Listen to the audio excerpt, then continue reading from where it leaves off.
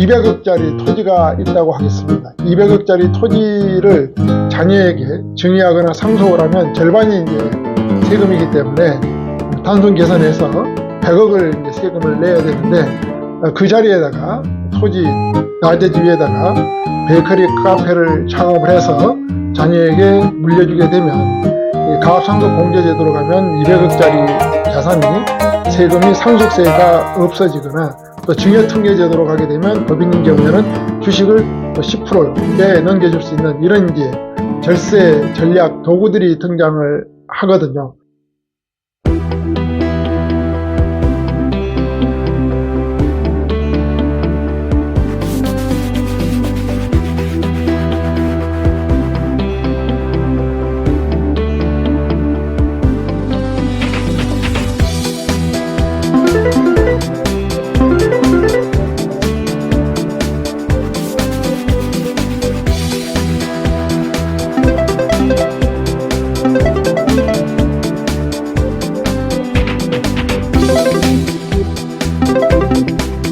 안녕하십니까, 이상선입니다.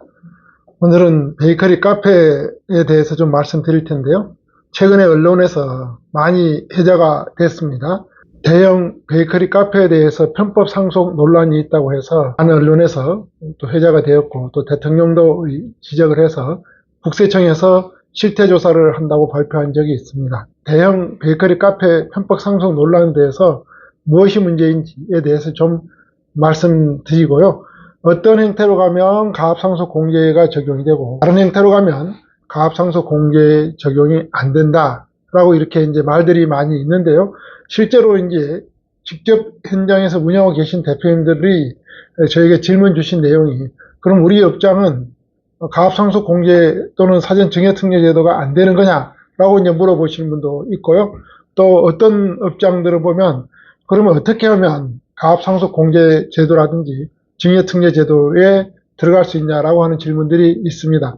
그 부분에 대해서 좀 명확히 말씀드리고요. 신문 기사도 보면 증여세 6억이 1억으로 간다, 편법 상속세 논란이다, 대형 베이커리 카페, 결국은 기사 제목만 보면은 좀 자극적이죠. 상속세 회피 수단이 아니냐, 300억당 상속세 안 내려고 베이커리 카페 창업을 하고 있다, 국세청 칼 빼들었다, 또 대형 베이커리 카페 실태조사 받는다, 국세청 상속세피 꼼수를 점검하겠다, 300억 상속세가 영원히 되는 비법, 교회 논밭에 큰 빵집이 왜 생겼나 봤더니 바로 상속세 때문에 생겼다, 빵 굽는 척 상속 꼼수 빵집 이장 카페를 점검하겠다, 이런 곳에 대형 빵집이 있을 수가 있냐, 국세청 꼼수 증여 베이커리 실태조사 착수한다 라는 기사 제목들이 많이 나왔습니다.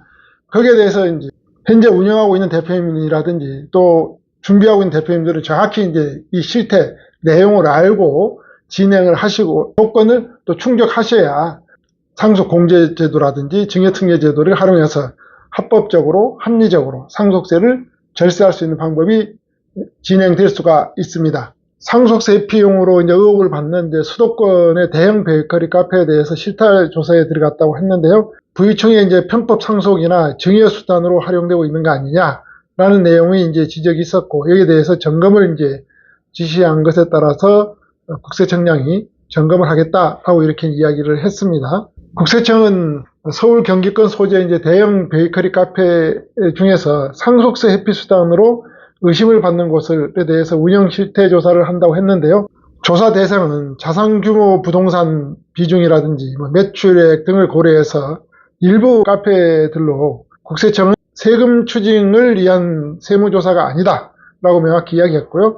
가압상속 공제 제도 악용에 대한 사회 전반의 우려를 감안한 현장 파악용이다 라고 이야기를 했습니다. 논란이 된 이유는요, 가령 200억짜리 토지가 있다고 하겠습니다. 200억짜리 토지를 자녀에게 증여하거나 상속을 하면 절반이 이제 세금이기 때문에 단순 계산해서 100억을 이제 세금을 내야 되는데, 그 자리에다가 토지 나대지 위에다가 베이커리 카페를 창업을 해서 자녀에게 물려주게 되면 가압상속 공제제도로 가면 200억짜리 자산이 세금이 상속세가 없어지거나, 또 증여특례제도로 가게 되면 법 있는 경우에는 주식을 또 10%에 넘겨줄 수 있는 이런 이제 절세 전략 도구들이 등장을 하거든요. 이것을 잘 활용하는 것은 합법적인 절세 수단입니다. 그런데 이 제도를 이제 악용하는 사례들이 있다는 겁니다. 서울 근교를 중심으로 해서 급증하는 이제 대형 베이커리 카페를 보면 고액 자산가의 가압상속 공제를 위한 편법 수단이 아닌가 하고 의심을 하고 있고요. 가압상속 공제란 이제 피상속인이 10년 이상, 피상속이라는 부모 세대겠죠. 자산을 물려줄 사람이 10년 이상 경영한 중소 중견기업을 상속인에게 승계한 경우에 최대 600억까지 상속재산에서 이제 공제해주는 이런 제도입니다. 고액의 상속세 부담으로 이제 장수기업을 폐업하거나 매각하는 사태를 방지하기 위한 것으로 공제 대상 업종은 음식점, 제과점 등인데요. 여기서 이제 커피 전문점은 이제 포함되지 않습니다. 최근 국세청 자료에 의하면 연면적 100평 이상, 333평방미터 이상인 대형 베이커리 카페 수가 2024년 말 기준에 137개를 찍게 되었는데요. 2014년 전과 비교하면 2014년에는 27개였다고 합니다. 비교하면 약 5배 가까이 늘어난 수준이라고 이야기를 하고 있습니다. 현재도 이제 많이 늘어나고 있죠. 근교에 가보면 이제 아주 대형으로 또 사람들도 많이 이제 북적거리고 있습니다. 증가 추이를 보면 최근 5년간 증가폭이 이전 5년 전보다 훨씬 커졌다라는 겁니다. 실제 수도권 근교나 지방, 거점 도시의 외곽으로 대형 베이커리 카페를 어렵지 않게 볼 수가 있습니다. 넓은 공간과 특색 있는 인테리어라든지 호수 등 경관 요소, 마운틴뷰라든지 강뷰라든지 이런 걸 활용해서 이른바 인스타용 또 베이커리 카페로 입소문을 많이 타고 있습니다.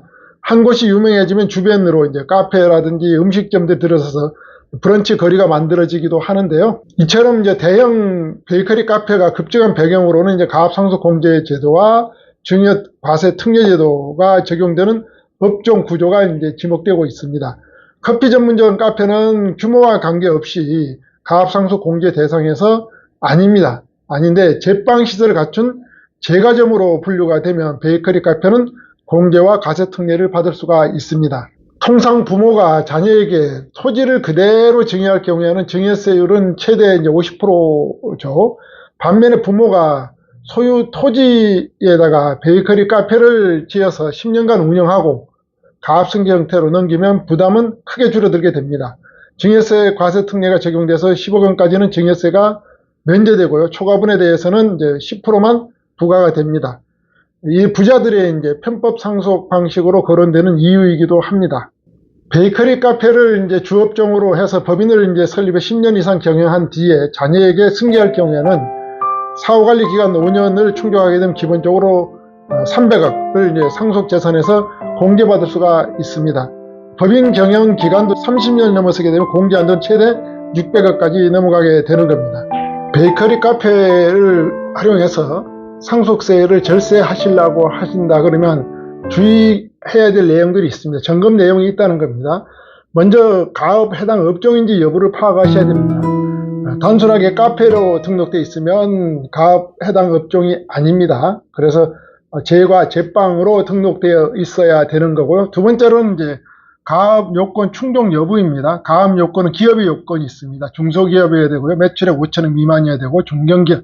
가압 영위 기간이 이제 10년 이상이 되어야 된다라는 이런 내용들이 주요 내용인 거고요. 피상속인 요건이 또 있습니다. 부모 요건인 거죠. 자산을 물려줄 사람. 부모 피상속인은 60세 이상이어야 되고 법인 같은 경우는 주식을 주려고 그러면 40% 이상 지분율을 가지고 있어야 되고요. 개인사업자인 경우는 이제 지분율 요건은 필요가 없습니다. 실제로 피상속인이 이제 경영을 해야 되니까 실제적으로 이제 베이커리 카페에 나와서 일을 하고 있어야 된다라고 이렇게 보시면 될 것 같습니다. 세 번째로는 이제 상속인 요건이 있죠. 자녀 받을 사람. 상속인 요건은 18세 이상 국내 거주자여야 합니다. 저희가 다녀보면은 자녀들이 경영을 하고 있는 곳이 있는데요. 사업주는 이제 부모 이름으로 되어 있고 땅 소유주가 부모니까 부모로 창업이 되어 있는데 부모는 그 매장에 나오질 않고 자녀만 매장에 나와서 경영을 하고 있으면 이 가압 요건 충족 여부에 불충족돼서 적용이 안 될 수도 있습니다. 또 사후관리 요건이 이제 5년이 있습니다. 요건도 잘 체크해 보시고요. 이렇게 다 요건이 충족된 이후에 증여특례로 갈 건지, 법인인 경우는 증여특례가 가능하고 개인 사업자는 증여 승려가 안 됩니다. 또 가압상속 공제 요건으로 갈 건지, 가압상속 공제는 법인 사업자, 개인 사업자 공이 다 적용이 됩니다. 이런 내용을 좀 구체적으로 살펴보도록 하겠습니다. 먼저 가압 업종이냐, 가압상속 공제, 가압 영위를 하는 업종이냐를 좀 체크를 해보면요. 가압상속 공제를 적용받는 중소 중견기업에 해당이 되어야 되는데요. 한국표준산업분류에 따른 업종이라 해서 이렇게 법령에가 나와 있습니다. 제조업은 다 해당이 됩니다.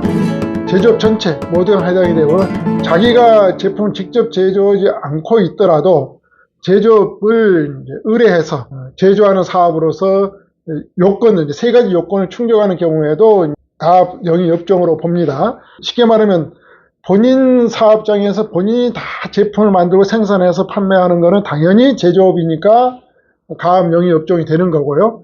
그건 본인 업장에서 제조를 하지 않더라도 다른 사업장에서 제조를 하더라도 된다는 그런 의미입니다. 그러려고 그러면 자기 제품을 다른 사업장에서 제조를 해서 가지고 와서 팔아야 되는데요. 이때 가압 영위 업종이 되려고 그러면 세 가지 요건을 충족해야 된다는 겁니다. 첫 번째로는 생산할 제품을 직접 기획을 해야 되고, 고안, 디자인 및 견본 제작 등을 말하는 겁니다. 생산할 제품을 직접 기획을 해야 되고, 두 번째로는 해당 제품을 자기 명의로 이제 제조를 해야 된다. 세 번째로는 해당 제품을 인수해서 자기 책임에 직접 판매해야 된다. 그러니까 본인 사업장에서 본인이 직접 제조하고 판매하는 것은 당연히 가압 영위 업종이고 제조업으로서, 근데 본인 사업장에서 제조하지 않을 수가 있거든요. 예를 들면 뭐 OEM을 준다라든지 상표 주문자 방식으로 할 수도 있지 않겠습니까? 이러한 경우에는 그 생산할 제품을 직접 본인이 기획을 다 해야 되는 거고요. 두 번째, 해당 제품을 자기 명의로 이제 제조해야 된다. 생산자가 내야 된다라는 그런 의미인 거고요. 해당 제품을 인수해서 자기 책임에 직접 판매하는 경우에는, 제조업인 경우에는 가압 영위 업종으로 간다. 라고 이렇게 보시면 되고요. 숙박 및 음식점업도 가압 영위 업종으로 보아서 가압 승계 업종으로 들어갈 수가 있는데요. 이 숙박 및 음식점업이라고 다 되는 건 아니고요. 음식점업 중에 이제 산업분류코드 561번으로 나가는 것만 가능합니다. 커피 전문점은 표준산업분류상 561로 나가는 게 아니라 562로 나갑니다. 그러니까 56221이 커피 전문점이거든요. 근데 561로 나가야 되는데 562로 나가기 때문에 가압 해당 업종이 아니다. 커피 전문점은 이렇게 보시면 되고요. 일반 식당, 한식점을 보도록 하겠습니다. 음식점은 561로 코드가 나가면 된다고 그랬는데요. 한식점, 일반 음식점들은 56111이 됩니다. 그러니까 당연히 가압 영위 업종이 되는 거죠. 제과점은 56191입니다. 그러니까 561로 나가죠. 56191이니까 제과점업은 당연히 가압 영위 업종으로 분류가 된다. 그래서 커피점은 안 되는 거고요. 가압 영위 업종으로. 제과점업은 가능하다라고 이렇게 보시면 될 것 같습니다. 그럼 빵류 제조업은 어떻게 되냐 하면요. 빵류 제조업에는 1071입니다. 근데 제조업은 10으로 나가거든요. 10으로 나가는 제조업은 다 되니까 당연히 빵류 제조업도 10712로 이제 표준산업분류가 되어 있습니다. 그래서 대형 베이커리 카페라고 해서 모두 다 가압 영위 업종은 아니고요. 표준산업분류상 좀 전에 제가 말씀드린 대로 56191로 되는 이제 제과점업이 돼야 되고요. 또는 빵류 제조업을 해서 10712로 이렇게 이제 돼 있는 업종에 대해서만 가압 영위 업종이다. 실질적으로 운영 커피 전문점을 하고 있는데 빵 제과라든지 이런 이제 빵 제조로 하는 걸로 해서 가압 승계 제도를 활용하는 것은 안 된다라고 이렇게 보시면 될 것 같습니다. 베이커리 카페에 보면 단순하게 빵 매대만 이렇게 설치되어 있고 빵을 외부에서 조달해서 판매하는 행위는 상당히 이제 적용이 안 될 가능성이 매우 높습니다.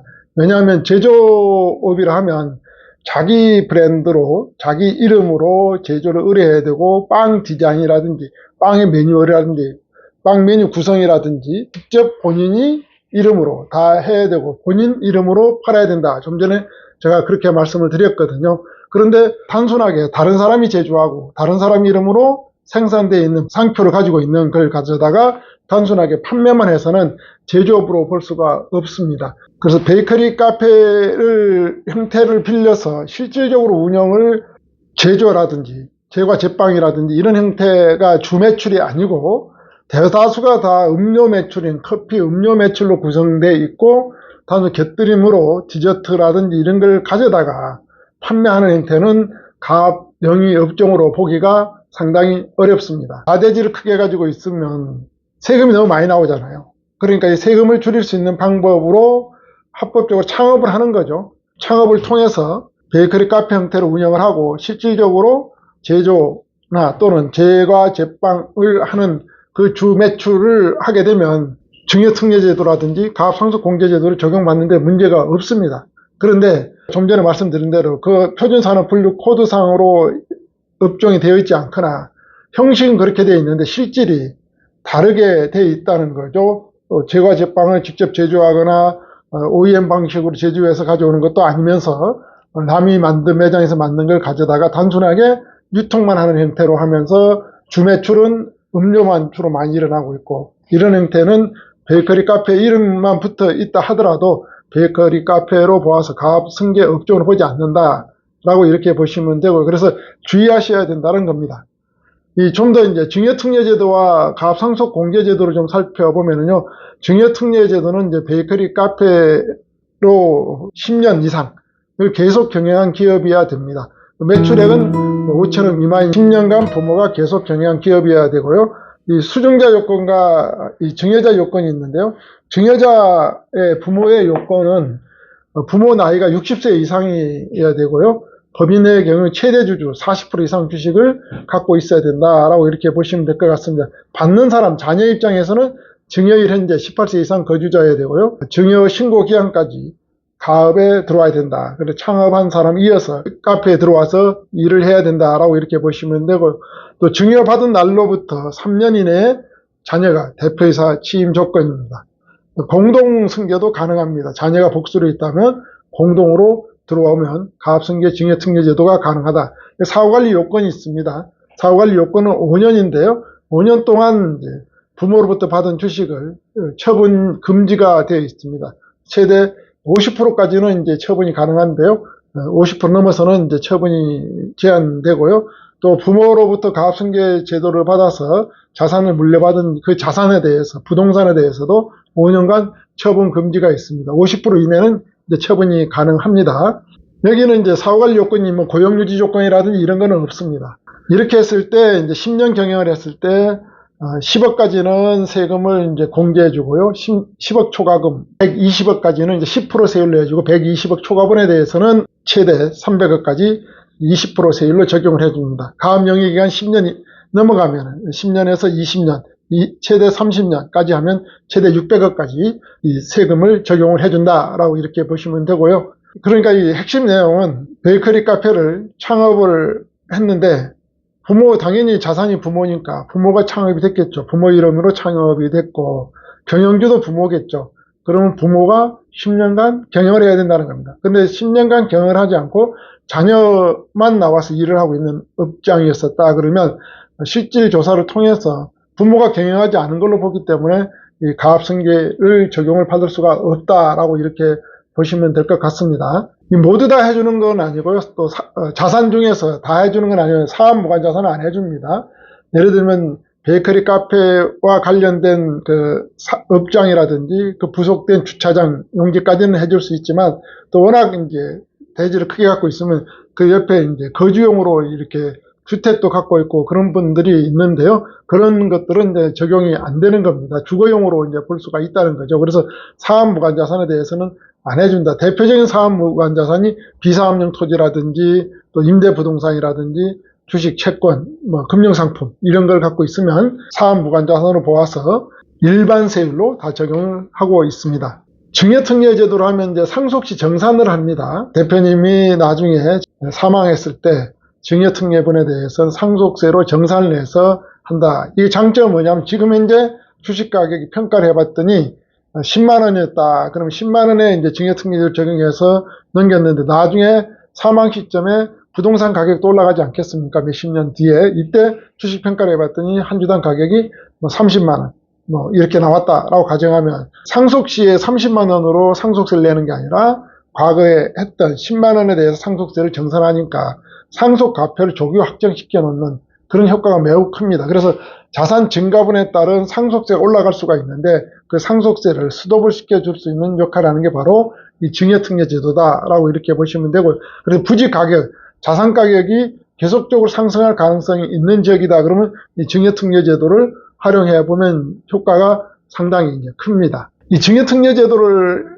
하고 나중에 상속상이 왔을 때 상속세를 정산한다고 그랬는데 이걸 다시 가압상속공제제도로 들어갈 수가 있습니다. 그러면 상속세 정산한다 하더라도 상속세를 안 낼 수가 있습니다. 그래서 증여특례제도는 이제 상속가표를 조기에 확정시켜 놓을 수 있고요. 또 다른 상속인들이 복수로 있는 경우가 있거든요. 서로 이제 상속 자산에 대해서 서로 분쟁을 하고 또 이런 서로 다툼이 있을 수가 있거든요. 그래서 사전에 대표님이 살아계실 때 자산별로 특정 자녀에게 이렇게 안분한다는 전략을 가져가려고 하려면 이 증여특례 제도를 또 고려해보면 상당히 전략적으로 활용이 가능하다.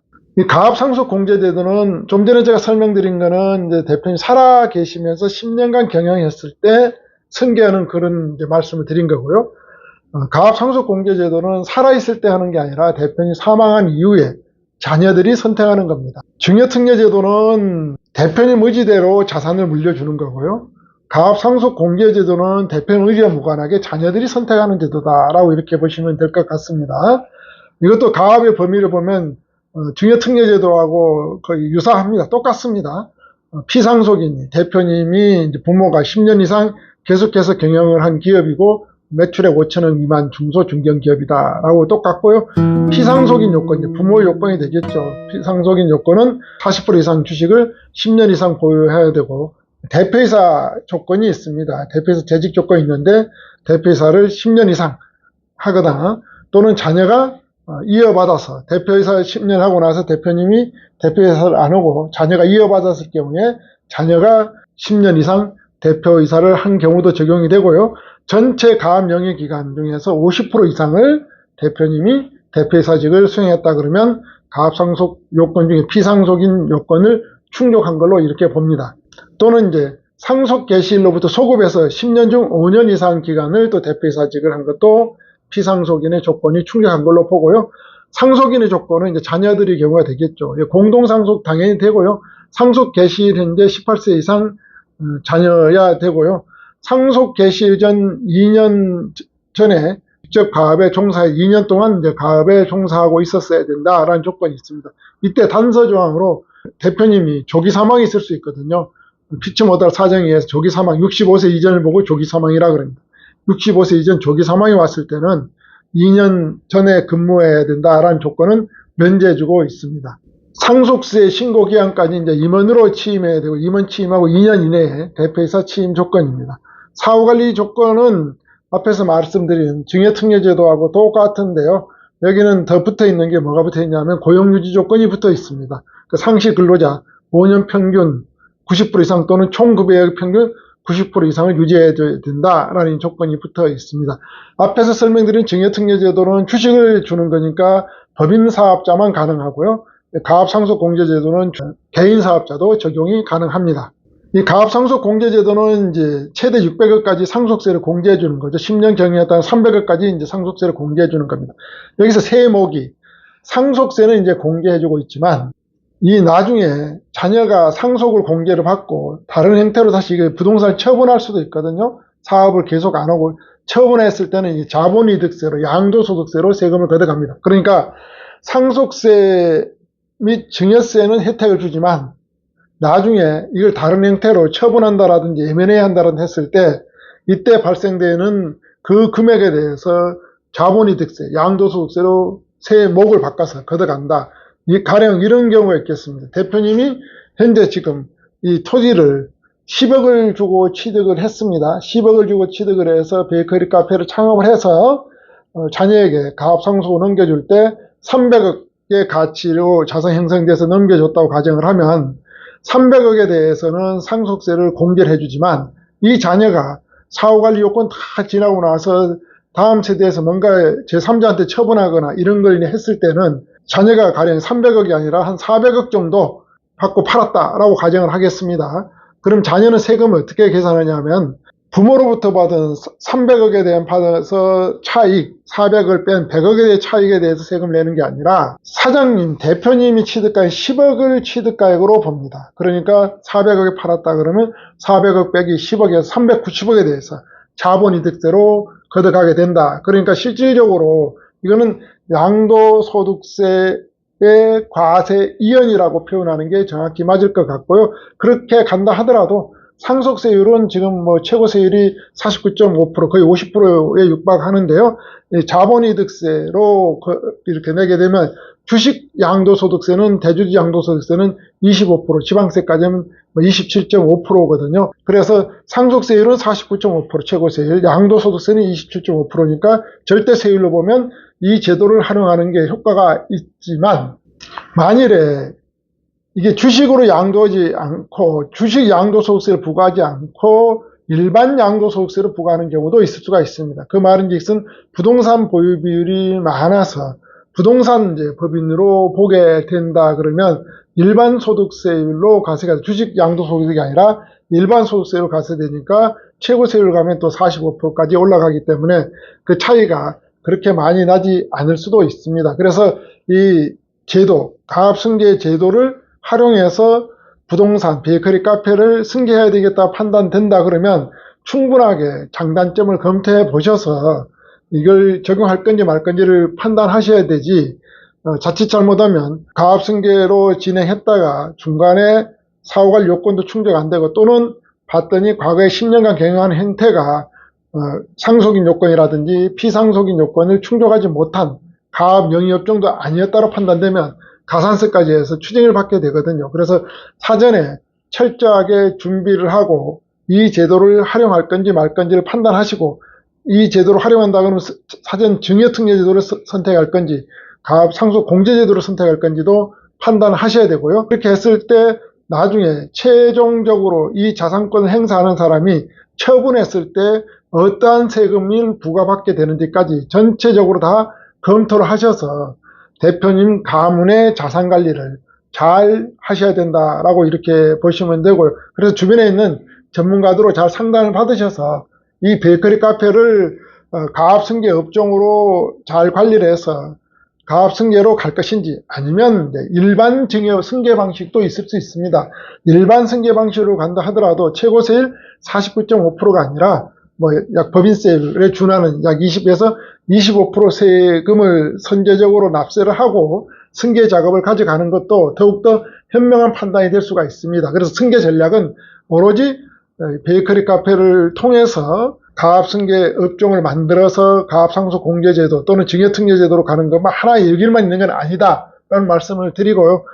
그 다른 대안도 여러 전략들을 대표님 가족 구성원과 대표님 연령과 대표님 소득에 맞춰서 디자인을 잘 하시면 가압승계로 가지 않고서도 더욱더 좋은 효과를 발휘할 수도 있습니다. 그동안 이제 언론에서 또 정부에서 많은 관심을 갖고 있는 대형 베이커리 카페는 편법 상속 논란이 있는데 이게 정확히 들여다보면 합법적인 제도 테두리 내에서 잘 정리를 해가면 세금을 절세할 수 있는 하나의 도구이다라고 이렇게 보여지고 이걸 무조건적으로 다 이게 문제 있는 거다라고 말할 수는 없다라는 것을 이제 말씀드리고요. 그래서 잘 정리를 하셔서 가압승계 영위 업종 사전 조건, 기업의 조건, 또 부모의 조건, 자녀의 조건을 잘 정리를 하셔서 거기에 맞도록 운영도 잘 하시면 충분하게 가압승계 업종으로 가져갈 수도 있다. 가압승계 업종을 가져가는데 상당히 미래지향적으로 봤을 때 좀 뭔가 문제가 있을 것 같다 판단되시면 굳이 가압승계 업종을 가지 마시라는 겁니다. 그래서 그 다른 대안을 전문가와 협의하셔서 절세 전략을 가져가면 상당히 효과적으로 가문의 자산 관리를 가져갈 수가 있다. 이렇게 보시면 될 것 같습니다.